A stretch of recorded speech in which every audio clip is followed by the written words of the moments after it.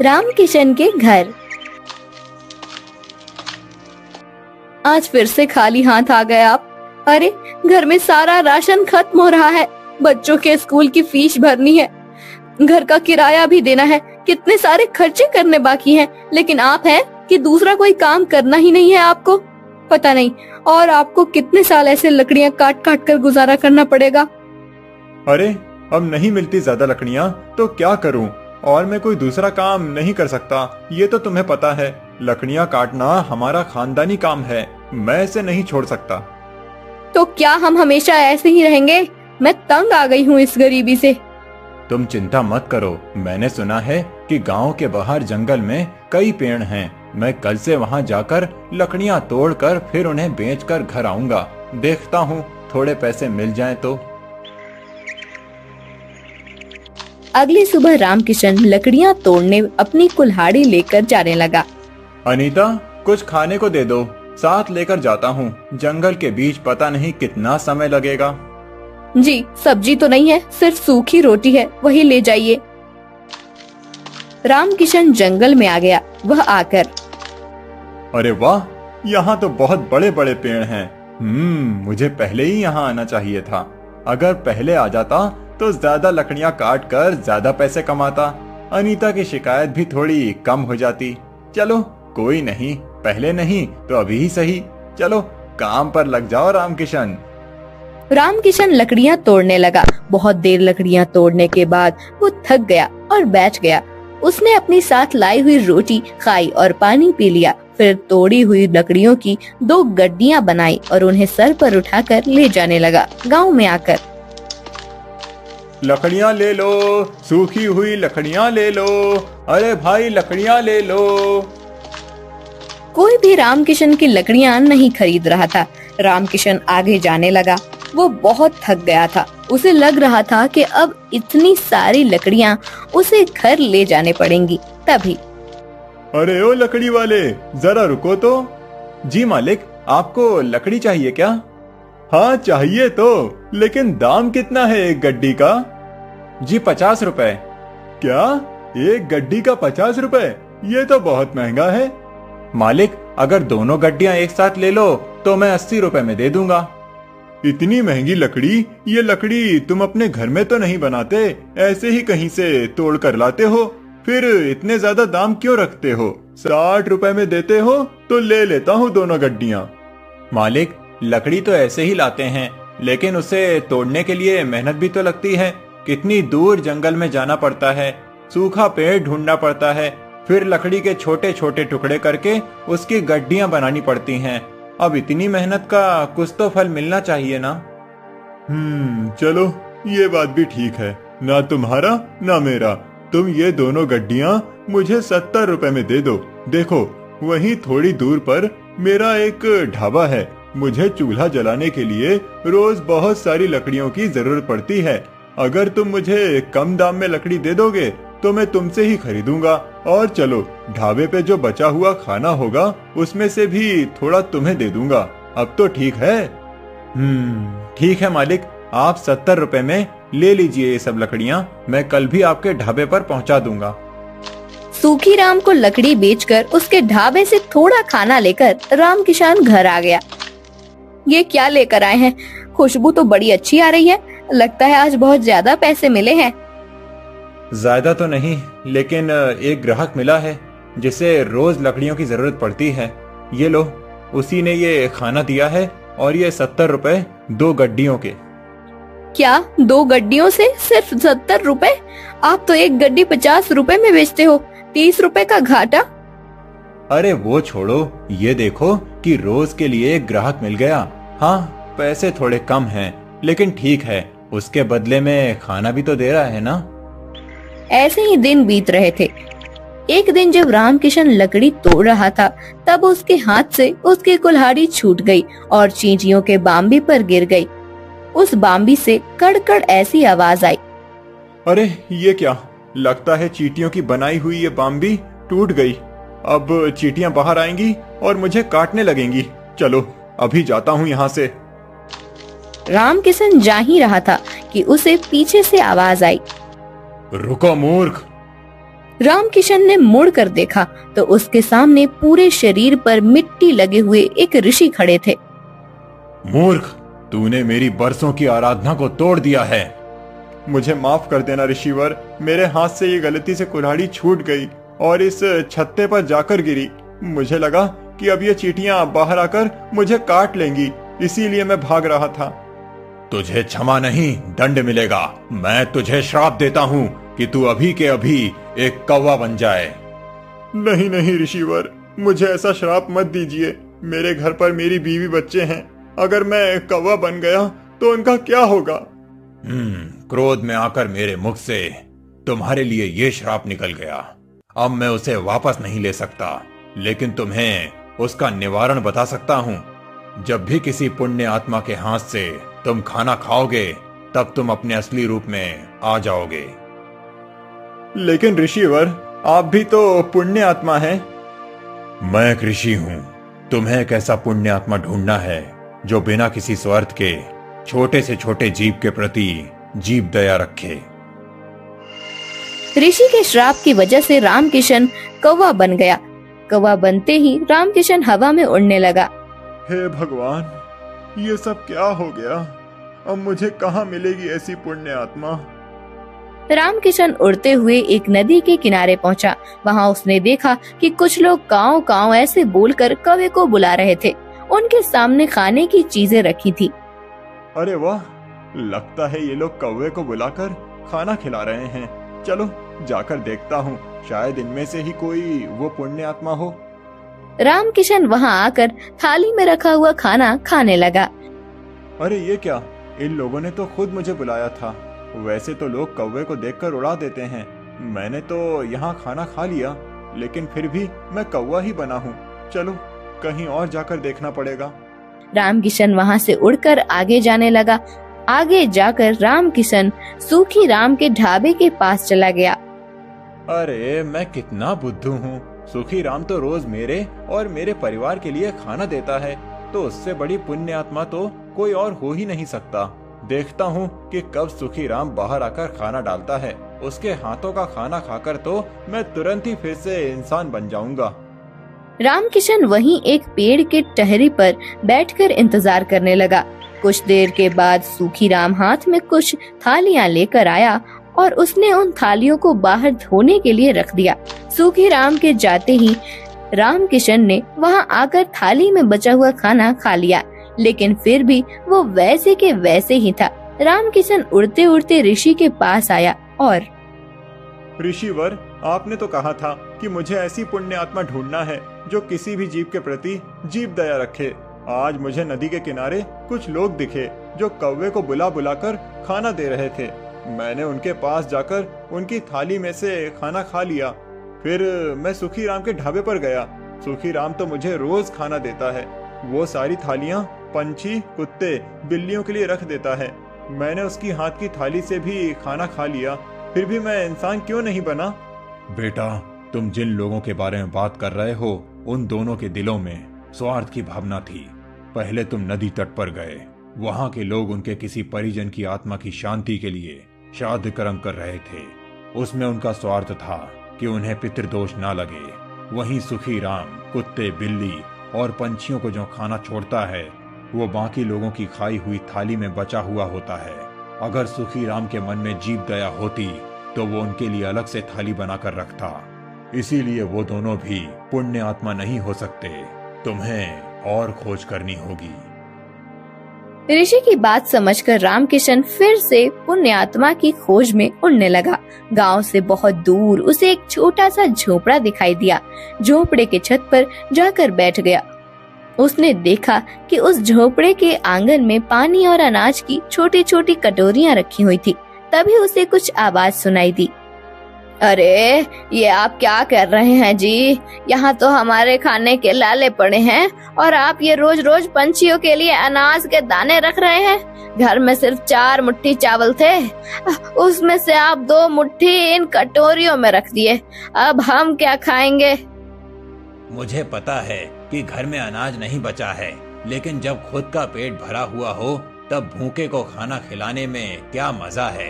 असली इंसानियत तो वो है जब हम खुद आधे पेट रहें और भूखे का पेट भरने में मदद करें। लेकिन हम ही क्यों जी, दुनिया में करोड़ों लोग हैं, वो भी इन पक्षी और जानवरों के बारे में सोच सकते हैं।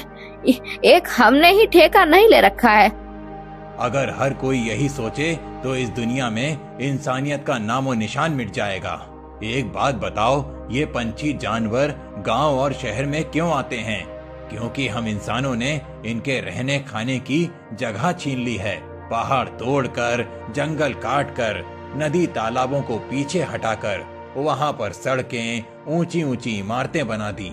पेड़ काटते समय किसी ने भी ये नहीं सोचा कि इन पेड़ों पर पंछियों का बसेरा होगा। पेड़ों पर लगने वाले फलों से भूख मिटाते होंगे।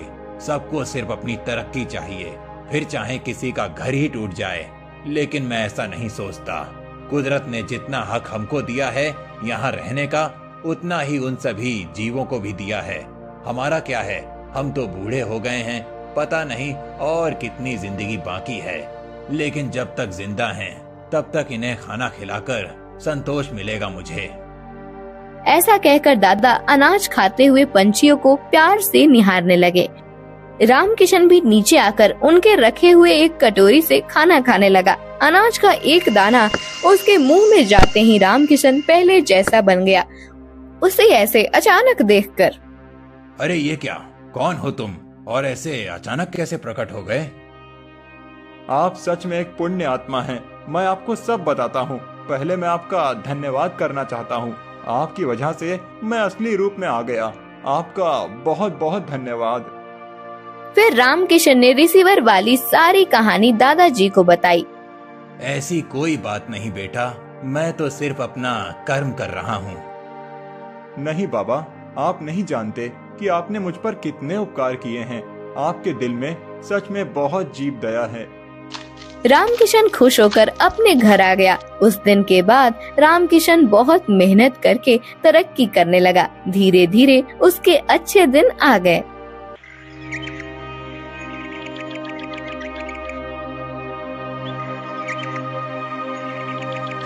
भोला सुबह सुबह अपने कुल्हाड़ी को लेकर जंगल की ओर जाने लगा। भोला रोज लकड़ियां तोड़कर लाता और गांव में जाकर बेचता। जो भी थोड़े पैसे मिलते उससे जैसे तैसे अपना पेट भरता। उस दिन जब भोला लकड़ी काटने गया, उसने देखा कि बहुत सारे पेड़ पहले से ही कटे हुए हैं। फिर अरे ये क्या, लगता है आज कलुआ मुझसे पहले आकर लकड़ियां तोड़कर चला गया। वैसे भी कलुआ को तो मुझसे बहुत ज्यादा लकड़ियों की जरूरत होती है, इसीलिए आया होगा। चलो अब जंगल के और अंदर जाना होगा। भोला और अंदर चला गया। उसने देखा कि बीच जंगल में बहुत से पेड़ थे। उन पेड़ों को देखकर, अरे वाह, यहाँ पर तो बहुत सारे पेड़ हैं। अगले 2 महीनों तक भी रोज लकड़ियाँ काटूं तो भी कम नहीं पड़ेंगी। भोले ने पेड़ काटने के लिए कुल्हाड़ी उठाई। तभी उसने देखा कि ऊपर एक बंदरिया अपने नवजात बच्चे के साथ उस पेड़ पर बैठकर फल खा रही थी।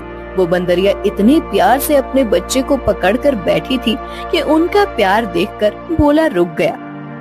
ये क्या करने जा रहा था मैं? अगर मैंने ये पेड़ काट दिया, माँ बंदरिया और उसके बच्चे का घर टूट जाएगा। नहीं, मुझे ऐसा नहीं करना चाहिए। शायद इस पेड़ पर बहुत सारे फल हैं, इसीलिए ये बंदरिया यहाँ रहती होगी। चलो मैं कोई ऐसा पेड़ काटता हूँ जिस पर किसी जानवर या पंछी का घर ना हो। भोला और आगे चला गया। उसने अपनी जरूरत के अनुसार लकड़ियाँ काटी और उन्हें बेचने चला गया। ऐसे ही दिन बीतते रहते हैं। भोला रोज उस बंदरिया और उसके बच्चे को देखता। कभी कभी भोला बंदरिया को खिलाने के लिए घर से रोटी भी ले आता। एक दिन जब भोला लकड़ी काटने गया, तब उसने देखा कलुआ उसी पेड़ पर कुल्हाड़ी चला रहा था जिस पेड़ पर उस बंदरिया रहती थी।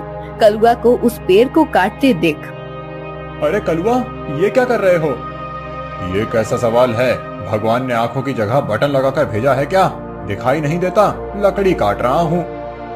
वो तो मैं देख रहा हूँ कलुआ, लेकिन इस पेड़ की लकड़ी क्यों काट रहे हो? किसी और पेड़ की लकड़ी काटो। पेड़ पर देखो, एक बंदरिया का घर है, उसके साथ उसके नवजात शिशु भी हैं कलुआ। तो क्या हुआ? वो बंदरिया किसी और पेड़ पर चली जाएगी। इतने सारे पेड़ तो हैं। लेकिन कलुआ। लेकिन वेकिन कुछ नहीं, चल निकल जा यहाँ से, आया बड़ा मुझे सिखाने वाला। और सुन, इस पेड़ को तो पूरा मैं ही काटूंगा, ये ध्यान रखना। तुझे चाहिए तो कहीं और चला जा, नहीं तो ये देख रहा है ना कुल्हाड़ी, मुझे जरा सी भी देर नहीं लगेगी इस कुल्हाड़ी को तुझ पर चलाने में। कलुआ पेड़ काटने लगा। भोला बेचारा चाह कर भी कुछ नहीं कर पाया और आगे चला गया। दोपहर के समय जब भोला जंगल से लौट रहा था, तब सपने देखा कि कलुआ ने वो पूरा पेड़ काट डाला था। भोला को बहुत बुरा लग रहा था। तभी उसकी नजर पेड़ के एक बड़े लकड़ी के नीचे गई। वो बंदरिया उस लकड़ी के नीचे मरी पड़ी हुई थी। उसे देख भोला के आंखों में आंसू बहने लगे। भोला को लग रहा था कि शायद उसके बच्चे की भी मौत हो गई है। भोला उस बंदरिया के पास गया। तभी उसने देखा कि बंदरिया ने मरते हुए भी अपने बच्चे को अपने गोद में सुरक्षित रखा था। हे भगवान, तेरी महिमा अपरंपार है। इस बंदरिया ने मरते हुए भी अपने बच्चे को गोद में सुरक्षित रखा है। सच में माँ आखिर माँ ही होती है। लेकिन अब इस बच्चे का क्या होगा? कलुआ भी कितना दुष्ट है। मैंने बताया था उसे इस पेड़ पर इस बंदरिया का घर है, लेकिन उसने मेरी बात नहीं सुनी। फिर भोला ने गड्ढा खोदकर बंदरिया के शव को उस गड्ढे में डाल दिया। फिर उसके बच्चे को अपने गोद में उठाकर अपने साथ उसे घर ले आया। उस दिन एक बात से भोला अपने छोटे भाई की तरह उस बंदर को साथ रखने लगा। एक दिन भोला लकड़ी काटने गया था। तब क्यों भोला, सुना है तूने किसी बंदर को पाल रखा है? अरे खुद का पेट तो तुझसे भरता नहीं, अब उस बंदर को क्या खिलाएगा? वो वही बंदर है कलुआ, जिसकी माँ के तुम हत्यारे हो। मैंने तुम्हें कहा था कि उस पेड़ पर उस बंदरिया का घर है, फिर भी तुमने वो पेड़ काट दिया। वो बंदरिया पेड़ से गिरकर मर गई, इसीलिए मुझे इंसानियत के नाते उस बंदर को अपने साथ ले जाना पड़ा। अगर मैं उसे नहीं ले जाता तो इस जंगल में ऐसे ही उसकी मौत हो जाती। हाँ तो तू बड़ा दयावान है ना, सारी दुनिया की इंसानियत और अच्छाई एक तुझ में ही भरी हुई है ना। कलुआ, मेरी तुमसे विनती है कि आगे से तुम कोई भी पेड़ काटते समय थोड़ा ध्यान दो कि किसी जानवर पंछी का घर न टूटे। ए भोला, मैंने पहले भी एक बार तुझसे कहा था कि तू मुझे मत सिखा। जब तूने कुल्हाड़ी हाथ में लेना सीखा था ना, उसके कई साल पहले से मैं लकड़ी काट रहा हूँ। तू कौन होता है मुझे सिखाने वाला? रुक, तुझे अभी मजा चखाता हूँ। ऐसा कहकर कलुआ ने भोला को पीटना शुरू कर दिया। उसे पीटने के बाद भोला को उसने चेतावनी भी दी कि आगे से अगर वो इस गांव में लकड़ी काटने के लिए आएगा तो उसे अपने जान से हाथ धोना पड़ेगा। बेचारा भोला घर आ गया और बंदर से बात करने लगा। चलो दोस्त, अब इस गांव से हमारा दाना पानी उठ गया है। उस कलुआ ने मुझे पीटकर साफ साफ चेतावनी दे दी है। अब अगर जान बचानी है तो इस गांव को छोड़कर जाना ही बेहतर होगा। चलो हम कहीं और जाकर हमारी अपनी दुनिया बसाएंगे। भोला बंदर को अपने कंधे पर बिठाकर गांव से कहीं दूर जाने के लिए निकल गया। दिन बीत रहे थे और भोला दर बदर भटकते हुए काम की तलाश कर रहा था। ना तो उसे काम मिल रहा था और ना उसके रहने का कोई ठिकाना था। जैसे तैसे अपने लिए और बंदर के लिए वो एक वक्त का खाना जुटा पा रहा था। एक दिन ऐसे ही वो थक कर एक पेड़ के नीचे बैठा हुआ था। बंदर उसकी गोद में सोया हुआ था।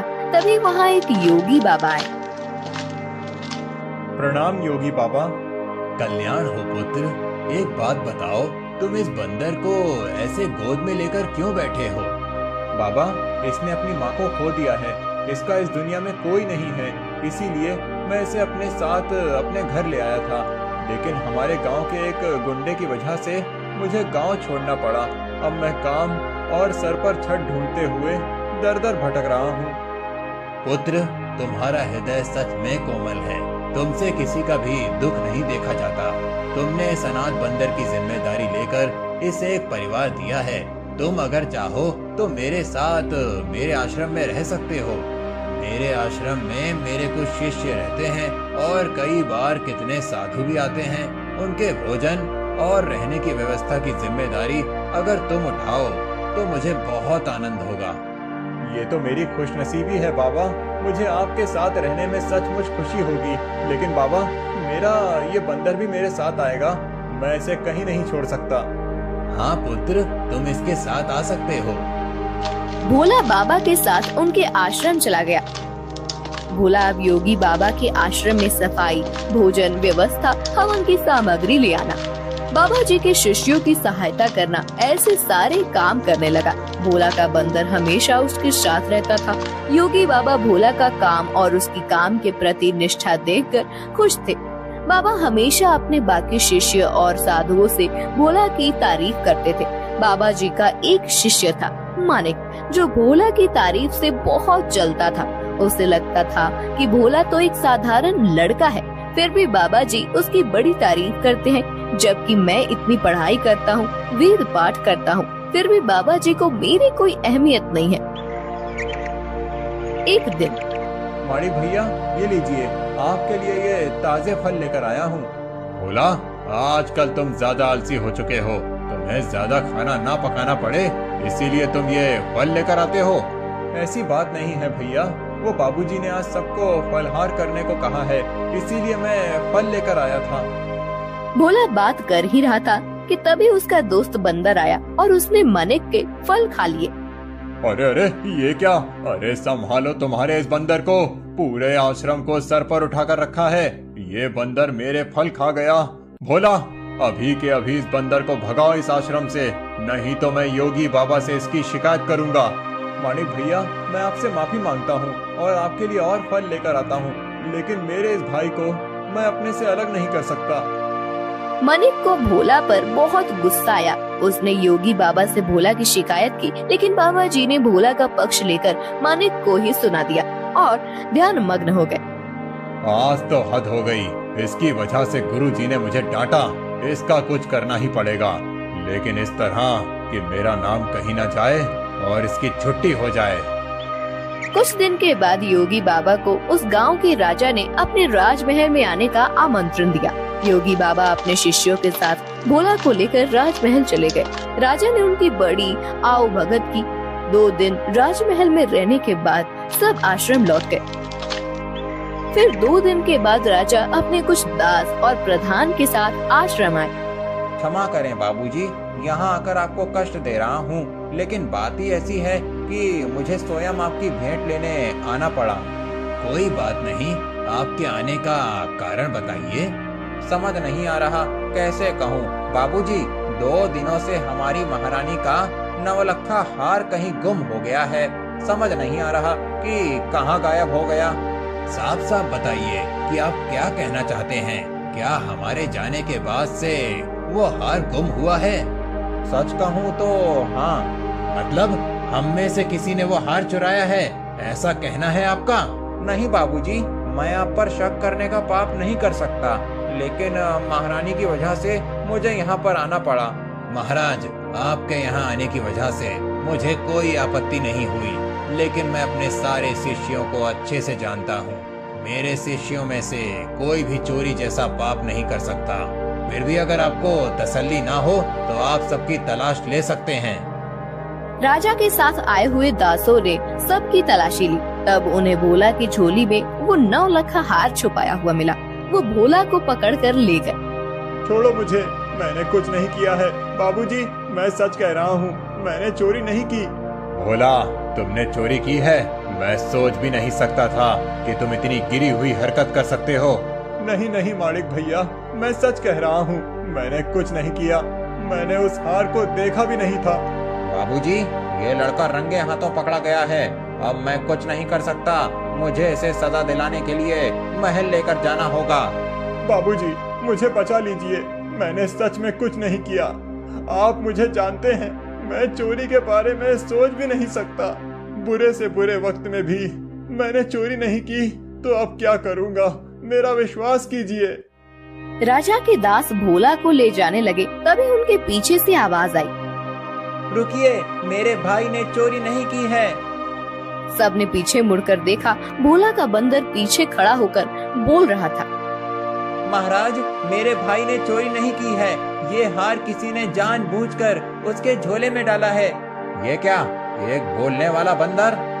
हाँ, मैं एक बोलने वाला बंदर हूँ। मेरे बचपन से लेकर भाई मुझसे बात करते आए हैं। ये रोज मुझसे ढेर सारी बातें करते हैं। उन्हें बोलते हुए देख और उनकी बातें सुनकर ही मैंने बोलना सीखा है। मैं दावे के साथ कह सकता हूँ मेरे भाई ने चोरी नहीं की है। अच्छा, तो तुम दावे के साथ कह रहे हो, तो तुम्हें ये भी पता होगा कि ये हार जानबूझकर इसकी झोली में किसने डाला? हाँ, मुझे पता है, इस माणिक ने मेरे भाई के झोले में वो हार डाल दिया था। क्या तुम सच बोल रहे हो? नहीं नहीं बाबूजी, ये झूठ बोल रहा है, मैंने सच में चोरी नहीं की है। तुम्हारी लड़खड़ाती हुई जुबान ने सब सच कह दिया है माणिक। मैं कभी सोच ही नहीं सकता था कि तुम ऐसा करोगे। सच सच बताओ, तुमने चोरी क्यों की और उसका इल्जाम बेचारे भोला पर डालकर क्या करना चाहते थे तुम?